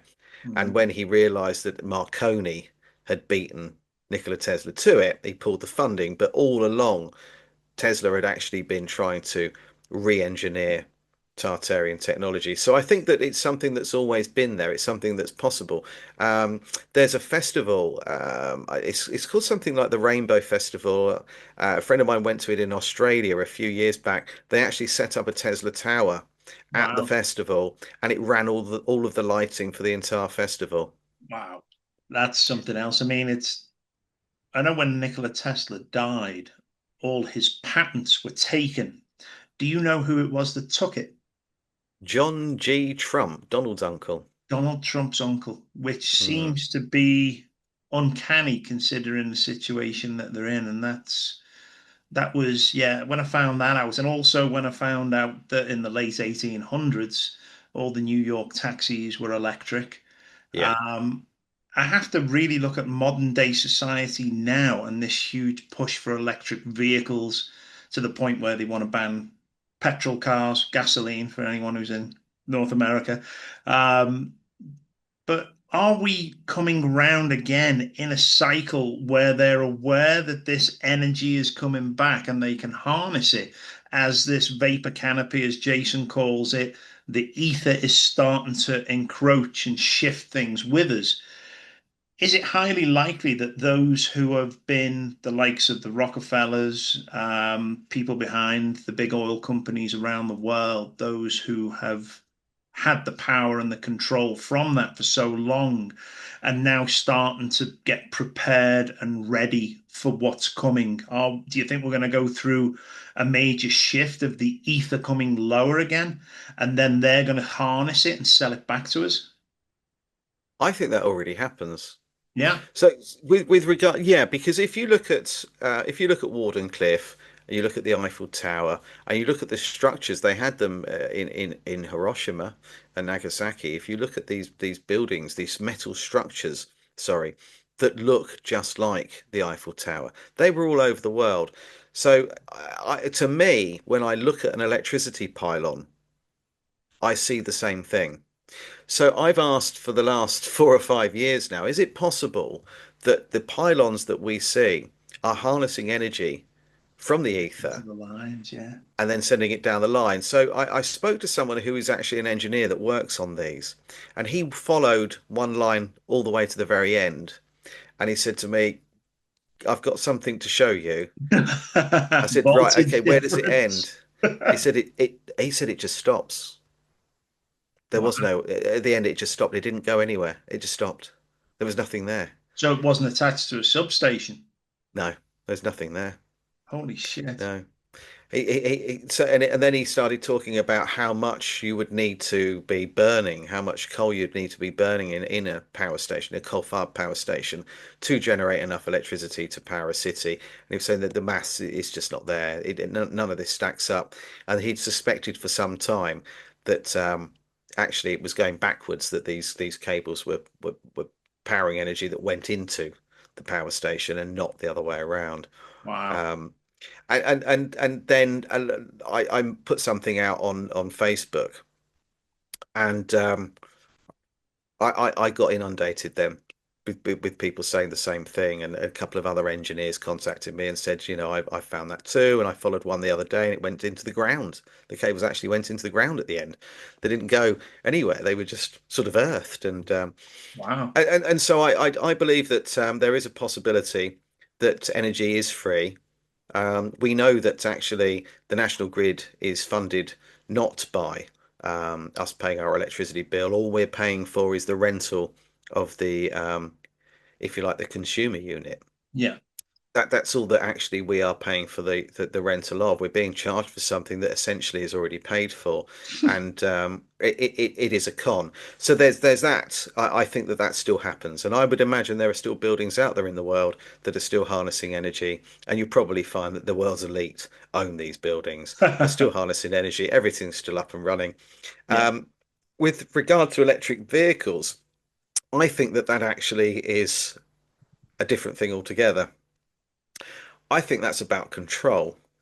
And I think what we'd find is that I put some content out. I buy myself a Tesla, which I would never do.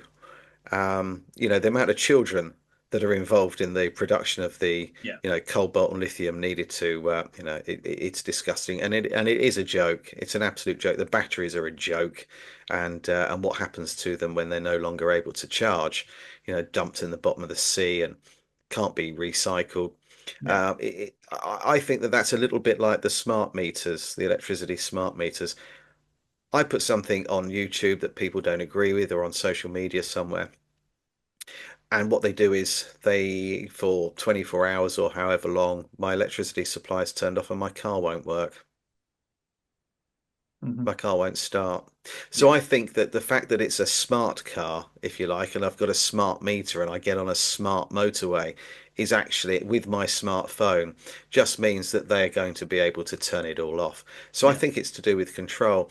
And, we'll have energy cutouts. We're going to have power shortages. You won't be able to charge your vehicle. They're dimming the sky as it is, which is ironic. Yeah. They want us to go solar and then they dim the skies and now publicly admit it.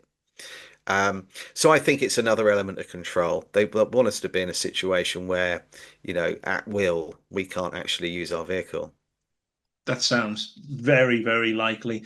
Now, do you think that those that hold the knowledge of these natural, energetic, repetitive cycles that we've discussed not only continue to rule the world after hiding from the cataclysms in underground bunkers and tunnels, which these networks run right the way through the US? We look at history, we look at Italy and Turkey. All these tunnels are there where people have survived whatever these cataclysms are, and then they tend to pass on the knowledge to the bloodlines to maintain the power. It looks like we're on the point of that shift, that change now. And when we look at things like all these tunnel networks that have been put together under the US, Cheyenne Mountain through to the Ozarks and places like that, Are you aware of any similar networks through Europe or the UK? No, I'm not. No. But I do believe that they are everywhere. Yeah. So, but not just tunnels as we're thinking where you would go to hide or go to walk from one place to another. I think that actually they've got vacuum trains in place. Right. And I also think in America, and this is something I've talked about several times with a really fascinating fella from Canada called Giles Tessier. He's been studying this for some time, and he said, "How often have you sat in a traffic jam and looked at the car next to you, and it's been someone famous, or Elon Musk, or someone in power?" He believes that actually, for some time now, they've been using tunnels to get from A to B. Yeah. So there are tunnels possibly in place to enable certain people to travel Yeah. discreetly and quickly. They It's don't sit, funny. Yeah, it's sorry, funny you mentioned Elon Musk because one of Elon Musk's companies is the Boring Company. boring. Yeah. Yeah. Yeah. In America, he's hasn't he created a tunnel or opened up a tunnel that's only for Tesla vehicles? Yes, that's right. Yes. So I think these tunnels were already there. So I think some of them are being used for certain people to be able to drive quickly from one place to another, and perhaps certain things to be moved without the public seeing. And that could be genuinely necessary. It could be weaponry and so on, things that we don't want to see. But of course, it could be a lot more nefarious than that.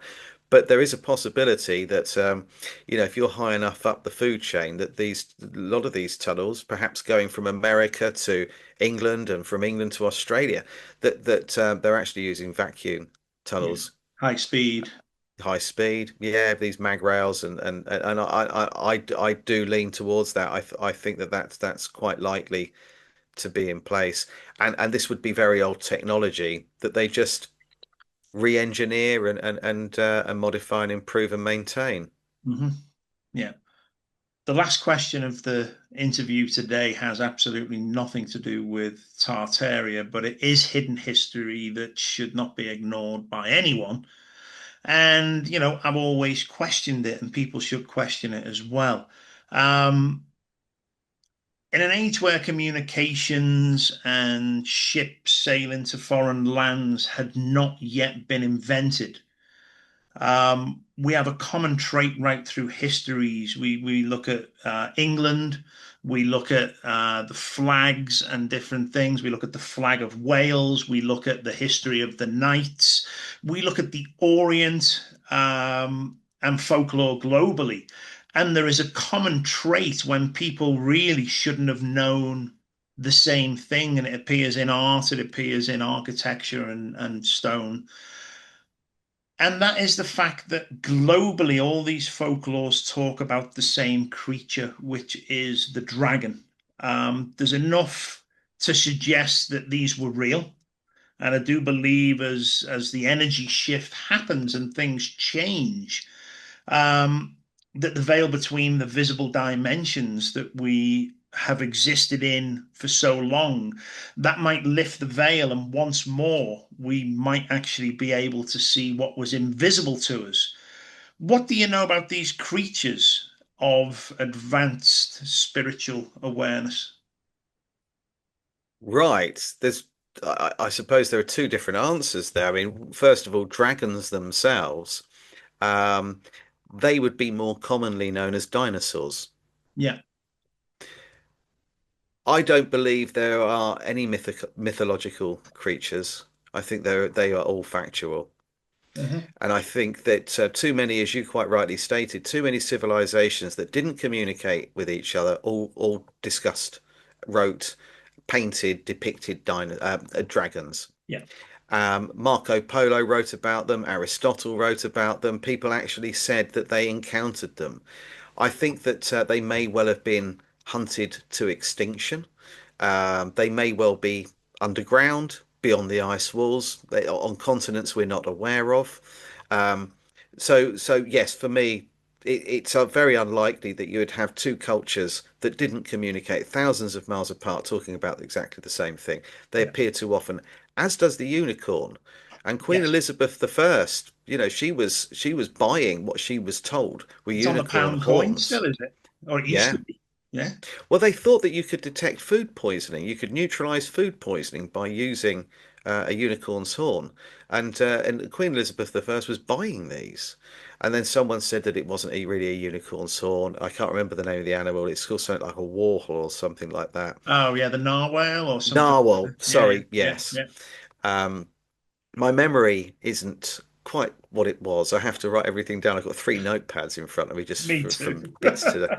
It just Ben Elton. Do you remember Ben Elton? Oh, he was great. He used to say that sometimes he went off on a tangent, and he said every now and again, it's not that I lose concentration, but my brain goes to the pub without me. And I don't drink, but I know where he's coming from. I only drink water, but I know where he's going from. My brain just what it doesn't seem to be able to retain everything, Yeah, so I have to write it down and then refer back to it later. So I'm just yeah, surrounded by notepads. So anyway, sorry. So dragons, I believe, existed. They may well do now. I don't know. Somebody told me a few days ago. I put a post up about them, and then they said to me that they see them. They actually, when they meditate, they can shift into the fifth dimension and they see them all the time, yeah, as they do other mythological creatures. I thought, okay, who am I to doubt that? I don't see what you see, but I've not seen one. But I believe that dinosaurs were created as a narrative behind things like griffins and dragons and so on, and also giants. This is a yeah. massive theme. We're going to have to come up with a bloody good story for this. This Yeah, person was 20 feet tall. So I yeah, think that that's what happened. I think dinosaurs were put together to give us a backstory for a lot of fossilized remains. As for whether or not they're in a different dimension, that is exactly what this person was saying to me. yeah, Again, for me, I'm not very good with the dimension stuff. I'm more based on what I can read, track down, and find and research. I also I used to be able to meditate, and now I can no longer do that. I've lost the ability to meditate properly. I actually used to be able to go somewhere. yeah. Um, a friend of mine can do remote viewing. He worked with the NSA. Oh yeah, is it Dick Al Um, guy? no, it's vocal. It's Eric Clapton's son, Michael Lee Hill. Ah, right. Um, yeah, so he did it. He worked with NASA and the NSA, and but I have had past life regression uh, therapy, and I found that quite interesting. But I've not been able to see anything myself. And whether or not they're visible, all I know is that what we can see with the human eye is just a fraction of what is actually around us, and these That's things right. could be Yeah, everywhere. yeah, So I haven't seen anything, but I've been told by several people that they do regularly see all yeah. sorts of things. I- And I've and worked, I've worked with plant medicines, and obviously the plant medicine really kind of changes your perception and the ability to see things. And so this is basically dimethyltryptamine. This is the we're natural. talking ayahuasca and things like Yeah, that. yeah, yeah. Ayahuasca. Yeah, I've done plenty of yeah. ceremonies with them, and this is the thing that releases you from the body, the pineal gland, which they try and Mm, calcify and dumb us down by putting fluoride in the water. But we've kept our bodies clean now for 20 years of fluoride and kept away from it. But when you work with these plant medicines, this is the same as when you die. There's two times in your life when the body will be flooded mm, with dimethyltryptamine. Once is when you're born, and secondly is when you die. And we believe that that releases and brings something into the body at that point, possibly consciousness. And when you work with these shifts in consciousness, when you use these ancient plant medicines that the shamans have used, um, it allows you to see things. And most people will say, oh, it's just like taking acid. It's you're just seeing pink elephants and things like that. But I actually had a dragon come through, which was the most incredible experience I've ever seen. And it was a female one. Most incredible thing I've ever seen in my life, to be honest. And you can have a conversation with it, and it says you can't see us in your normal form. We are still around you all the time, but your visible light frequency that your eyes and your brain can calculate won't see us. But she did say the energy's changing, and this veil will change. And don't want to freak people out, but there's a likelihood that you're going to wake up one morning and see shit that wasn't there the day before. Oh, I hope so. Do you know what? I I long for that. And this is what I said to this person. They started off by saying, "You're going to think I'm barking mad." Yeah, And I said, "I'm probably one of the few people that isn't going to think that at all because but first of all, I'm not in a position to question anything. I don't know. yeah, I wasn't there. I didn't experience what they experienced, and I can't stand people that ridicule other people without actually knowing. It's a little bit like, you shouldn't judge someone unless you walked a mile in their shoes. that's right. Yeah, And I just can't stand people that are blinkered. And I understand why so many people are, but I long for that day. And when I was talking about Jesus earlier on, he lived for 1,000 years, crucified at 33. I believe that it was his ego that died, and I yeah, believe that that was ayahuasca. yeah, Because my youngest son went on a retreat, he went on a ceremony, he travelled during the first lockdown. He said, "Oh, bollocks, Dad, it'll be fine. I'd not take any notice of this. yeah, I bet nothing, no one stops me. I bet nothing happens." And he was quite right. So off he went to the airport and went off and did a retreat with the shaman. And he saw all sorts of things.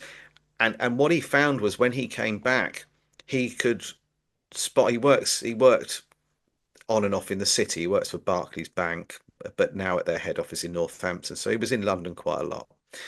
And he'd be walking down the street, or he'd be on the tube or on the bus or somewhere, and he would see someone, and they would look at him, he would look at them, and he would see them change. And he said he knew that they weren't human, yeah, and they knew he knew. yeah, And they would immediately move carriages or disappear, walk around a corner, hide, turn away. And he suddenly got that ability. And he also could smell, you could peel an orange at the end of the garden and he could be inside and he could smell you doing it. Oh, you yeah, could peel an orange out there. Everything changed, his senses completely changed, and his vision, his perception changed as well. yeah, So I'm a big believer in that, but I am scared of things like that. Smoking a joint makes me paranoid. yeah. So I'm just scared. But what I have done several times is microdose. Ah, yes. Oh my God, that's a game changer. Yeah, it is. Um, yeah, absolutely fantastic. And you can see why these things have been made illegal or made to look dirty, sinister, Yeah, dangerous because they work so well. yeah, because it opens up things, and as I say, even after, as you said there, after ceremonies, after you come back, and the next few weeks, the Mm. world looks like a whole different place to you. Well, he'd just applied. Well, he'd recently, months leading up to this, he'd applied to join the RAF, Air Traffic Control.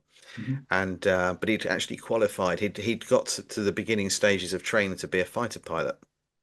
They'd actually done his tests and stuff and said, actually, we want you to be a pilot. Right. And the ayahuasca, after he took the ayahuasca, that's when he came back and said, no, no, he's going to stay at the bank. He Wow. can't fly one of those planes. He doesn't believe anybody has the right to press a button that causes harm to other people. Wow. That's not something any human has the right to do. It's not for him, and he turned it down. That's incredible. Yeah, so he works for the man. He is a slave working in an office with collars and cuffs, and a noose around his neck, Yeah. symbolic of still being a slave. But at least he's not, as he says, at least he's not dropping bombs on people, or firing missiles at people he has absolutely no right to do. No one has the right to take someone else's life.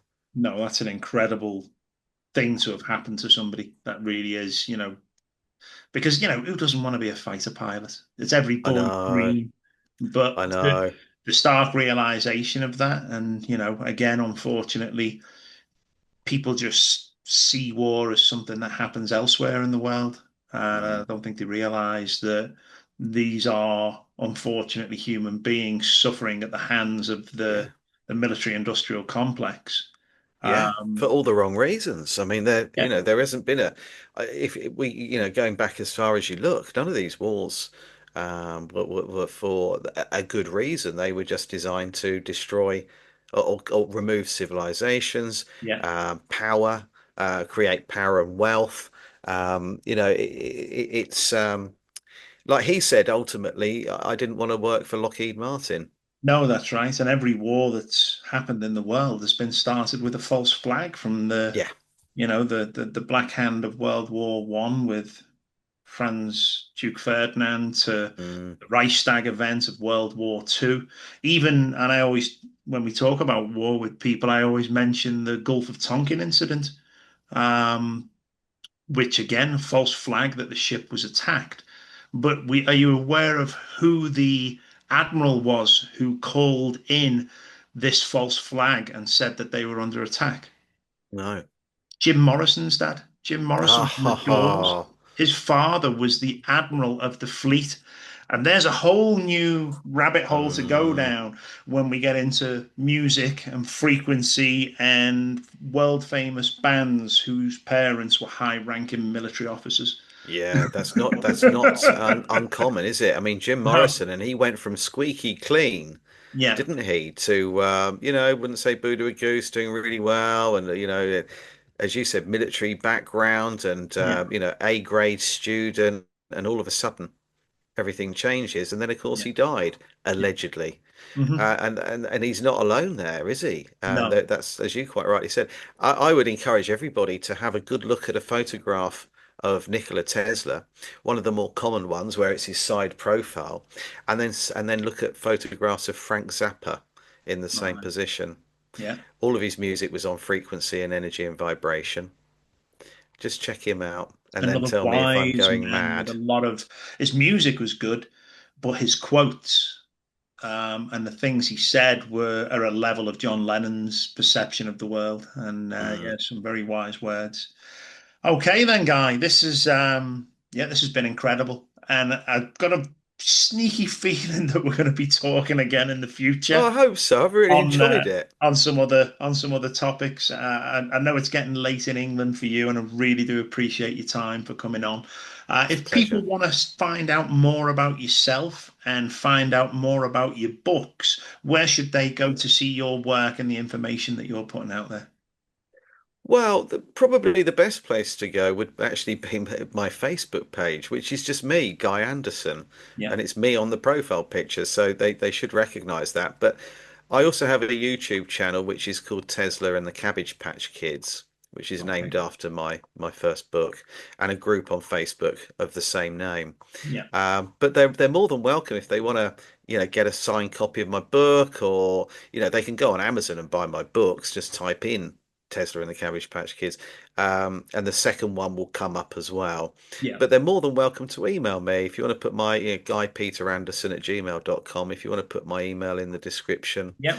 I get hundreds, like I guess like you, I get hundreds of messages every day, but I do try to reply to them all. I Yeah. really do. But if they're sending me a link to something to do with what Trump's up to, then chances are I might not click on it. I just go through, delete, delete, delete, delete, not interested. Yeah, been down that Mm, rabbit hole. Yeah, forget that. yeah. And My then all of a favorite sudden is something will pop up and I'll go, what's this? I got a brilliant one the other day. Someone sent me a link to my own post. Have you seen this? Mm, funnily enough, yeah. Took a photo of my notes and sent them Yeah. that. So there you go. And oh, someone else has posted this, and it was my post, and they'd copied it, pasted it, and put their own name on it. I said, well, here it is Uh, from 6 months ago. yeah. Well, Mm, flattery is reflected in somebody copying what you're doing. So, apparently so. maybe we'll Yeah. take it as that. Yeah, maybe. Okay, then, sir, you take it easy, and you And never you, know, Chris. you might be seeing me back in the land of the English at some time in the future. And if that's so, I'll give you a shout, and hopefully I'll catch you before you head off on any more adventures as well. Yeah, yeah, please do. Please do that. Yeah, it'd be lovely. Be lovely to meet you. So if you do come over, even if you're just having a look at Yeah, property or whatever you're doing, then yeah, yeah, look me up. And will do. if you want me back on at any time, just say I'd Yeah, love to. yeah, yeah. I mean, I know it'd be great as well, to start exploring more things, and especially with the new book being written. Um, there's so much to talk about, and we can head down different rabbit holes for people and talk about things that aren't commonly discussed or Mm, known. And I really appreciate the work that you do. Thank you for what you do, and keep going. And hopefully we'll make an impact on those that are literally just lifting the sheet up at the moment to peek yeah, out from what they thought they were scared of before.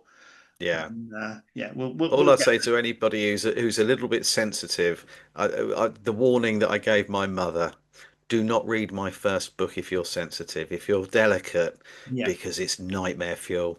Yeah. No, I know. Mm, But that's unfortunately the truth is what it is. mm. Sometimes it's a very difficult pill for people to take.